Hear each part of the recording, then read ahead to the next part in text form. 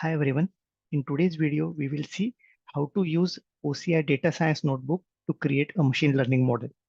Secondly, once it is done, we will see how the same machine learning model can be registered in OAC. And as a last step, we will see how the registered machine learning model can be called using a OAC data flow. So there are three steps that we will perform, and I will walk you through them one by one. So the first thing is, let's start with how to or how to create a OCI data science notebook and how to build a machine learning model in it. So as you can see on my screen, there is you can see a landing page or a home page for your data science. How to navigate to it is, you go to hamburger bar, you click on analytics and AI, and you click on data science. Once it is done, the first thing we will have to do is create a project. But even before that, for this activity to be successful, there are certain prerequisites that we need to complete. So if you see here, it is clearly mentioned data science prerequisites. If I expand this, it tells me what all I need to do as a precursor even before I start using the data science notebook. So first thing is, you need to have a VCN and you need to have a private subnet with a NAT gateway. Secondly, there are certain policies and dynamic group rules that you have to define. So I have already created those policies and dynamic groups. So I will just walk you through them. So if I go to policies tab, there are certain policies that you need to give. If I click edit policy statement and go to advanced, you will see all the policies that are required, that are required for the data science jobs to run, data science activities to be successful. Secondly, there are certain dynamic group rules that we have to specify. So these are the three dynamic groups rules that you have to specify. This is something that will enable the data science notebook session to run. And secondly, this is for data science job run. This is particularly useful when we will call a machine learning model that we have developed through a OAC data flow. So with this prerequisite done, let's go to our data science homepage. I'll minimize this. And the first thing we will have to do is create a project. So I'll give this as name as ML demo and I'll click on create. The next thing is we have to create a notebook session. So I'll click on create notebook session. I'll name the same, I'll give the same name here, ML demo. Now you can select different compute shapes here. I will keep the default one as it is, but if you want if you want a virtual machine with different cores, additional memory, additional higher bandwidth, then you can click on change shape and select an appropriate compute shape for your need. Similarly, for a block storage size, if you don't keep anything, default size is 100 TB, but you are free to choose something between 50 GB to 10 terabyte. Now, coming to network resources, you have an option to keep default networking or you can give custom networking. If you give custom networking, you have to select your own VCN, you have to select your own subnet. I'm not going to do this for this demo. So I'll click on default networking and I'll click on create. Now creating this notebook session takes 3 to 4 minutes. So I'll just pause my video here and I'll come back once this status changes from creating to active. All right, so the status is now changed to active. So once it is done, I'm going to click on open to open the notebook.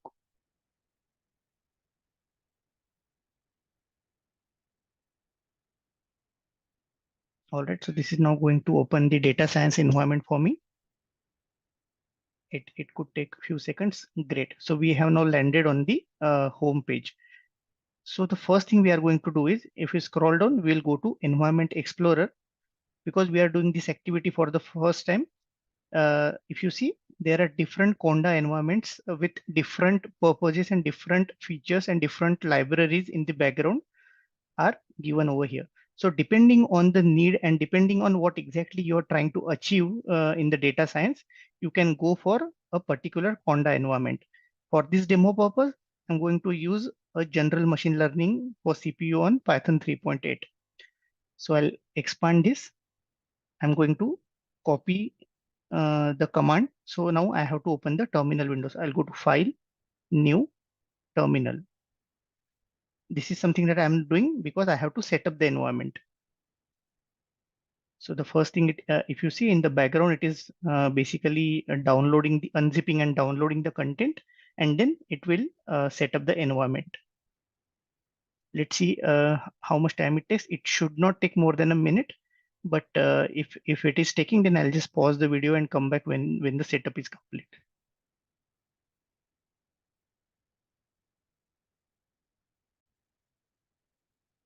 All right, so the setup is complete now. If you see the message, it is giving that environment setup is complete. Now the next thing I have to do is I have to go to File, New, and open a new notebook.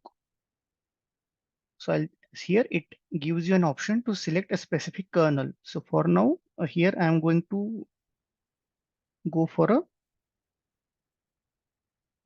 let's see if it is not giving me a different kernel.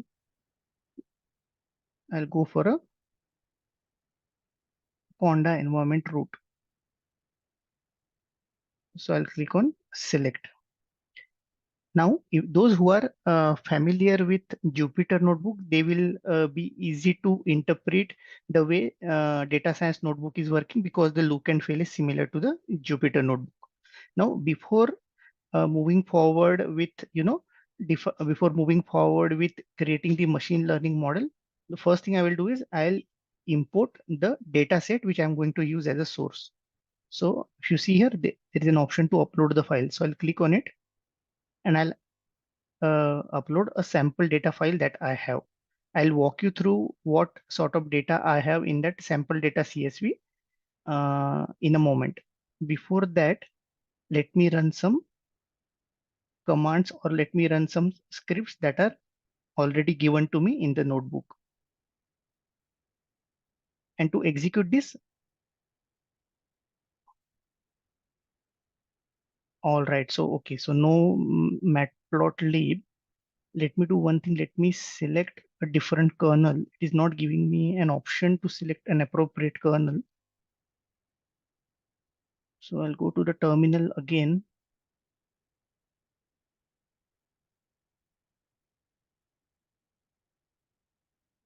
Let me select a different notebook. Okay, now I have got the Conda environment kernel. This is what I was looking for because this was not available. I have selected the other one, but there are some issues with the libraries in that. So I'll select now the one I intend to use. And if you want to see the status of the kernel, you can see on the right hand top here, it will give you what is the status of the kernel. So now I'll execute the same command again or same scripts again.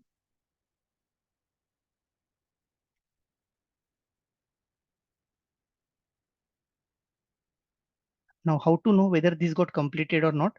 You see this star symbol here.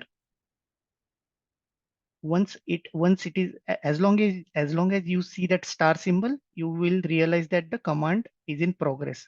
Now it has completed, and what it has given, module not found, module name MLX. That is fine because for the demo, I don't need a module MLX. So I will go ahead with this. The next command I will run is, I'll run these environment variables. And all I'm doing is I'm clicking Shift Enter on my laptop to run the commands. Now I have to read the data in this sample data CSV. So I'm going to execute some commands. So I'm using pandas here to read the file. I'll give the file name as sample data.csv. And df head is basically will give me some sample data out of the entire file. Okay. Now, if you see this data set here, my target objective is to interpret or what you say, predict whether the customer has subscribed or not. Now, I'll just give you a brief overview of this data set. This is basically a bank data set wherein at the end, based on the data, it is being predicted that whether the customer will subscribe to their deposits or not. So it is a binary classification, yes or no. Now, if I read the data or the data type of the columns in this data set, I just executed df.info command. It is telling me a data type of each column. Now what I'm going to do is I'm going to change this target column which you are predicting from object to Boolean. So for that, what I'm going to do is I'm going to execute two commands where what I'm doing is wherever it is no, I'm converting it to false, and wherever it is yes, I'm converting it to true. And it is done. Now I'm going to execute the same command df info to see the data type. But before that, I need to convert the data type as well. So I'll do it with this command where I'm changing the data type as Boolean instead of object. Now let me see whether it has changed or not. I'm going to execute the same command I executed earlier. And if you see, subscribe data type has changed to Boolean now. Now the next step I'm going to do is the data preparation. So this is an important step. There are multiple commands involved here. So what I have done is I have collected those commands. I have written it in a notepad, and instead of typing to save the type, I'm just pasting it over here. So if you see, first I'm basically importing all the required libraries. I'm importing ADS, wherein I will use the dataset factory out of ADS module. And then I'm basically categorizing the objects or the columns into numerical features and categorical features. So I'll run the command. This is called the data preparation. So let's see what error it has given. Attrition. Oh, okay. So I need to change the column name. So my target column is subscribed because I was running this command on a attrition dataset. That's why I gave it as attrition. I'll change it to subscribe now and let's run it. Okay, my data preparation is complete now. Next step is I'm going to use the pipeline features. I will explain you why I'm going to use the pipeline features. But if you see here, I'm basically again categorizing numerical. I'm using transformers to categorize my numerical features and categorical features. And again, if you see the strategy as median. So what I'm doing here is wherever I see null values, I'm basically replacing the null value with a median. That is, if you know the difference between average and median, you will understand in terms of mathematics what I'm talking about. So wherever for a numerical column there is a null value, I'm converting it with the median of that data set. Similarly, for a categorical or the what you say an attributes feature, I'm filling it with a missing. So instead of keeping it null or blank, I'm inputting some dummy value. Once it is done, I'm using the column transformers. So again, let me use the command and I'll walk you through it.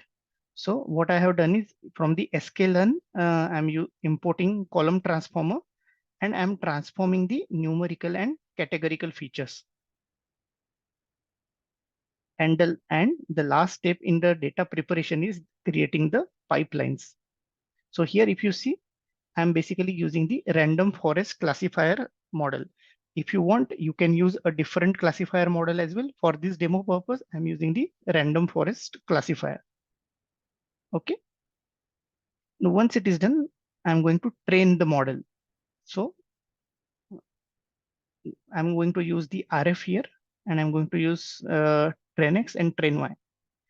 Remember that for all these steps to understand, you need to have some basic understanding of how the pandas work and how the data science libraries work. If you do not have an understanding on that, first I would suggest you go back and learn fundamentals of pandas and fundamentals of Python, how the things work, and then it will be easier for you to understand how the data science works, because this is essentially basically I'm calling or I'm using pandas in the background with some additional features like data factory and all.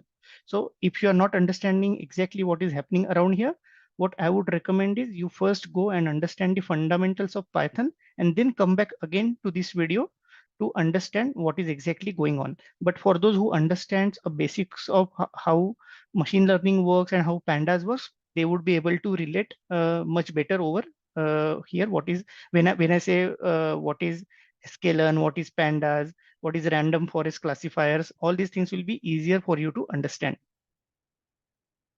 So basically, I'm training the model here, and then the next step is testing the model.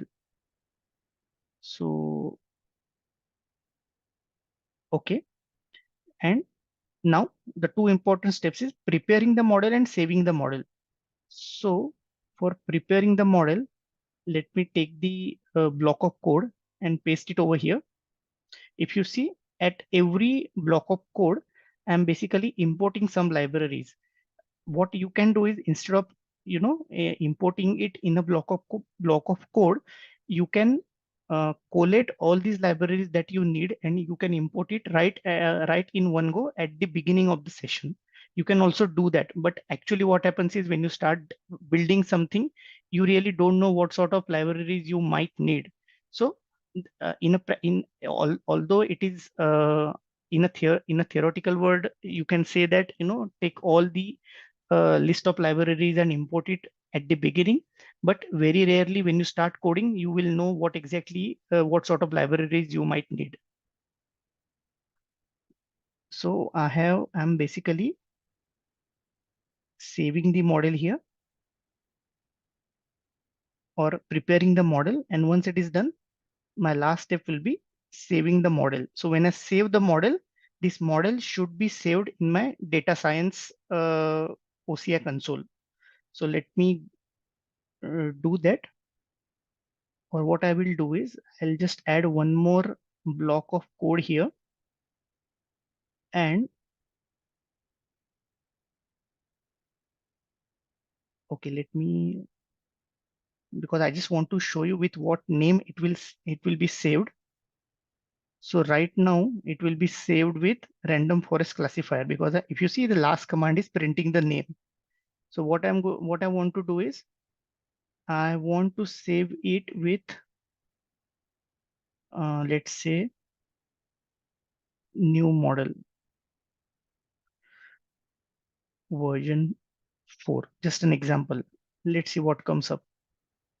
Okay, so I'll trunk it. Okay, so new model version 4, because what I have done is, I have removed that name. I'm basically casting the entire name and just providing whatever I have given. So let me just put, to make it more meaningful, new RF model version 4. Okay, so this is how it should look. And I'll just copy this naming change, and I'm going to paste it here. That is the actual block of code which I want to execute.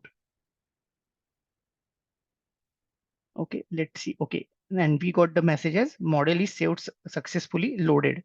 So at this moment, let's go to our OCI notebook and see whether we see a model generated with this name, new RF model V4. So I'll go back, I'll go to my projects, ML demo, and here under models, you see a model with a name new RF model version 4 is generated.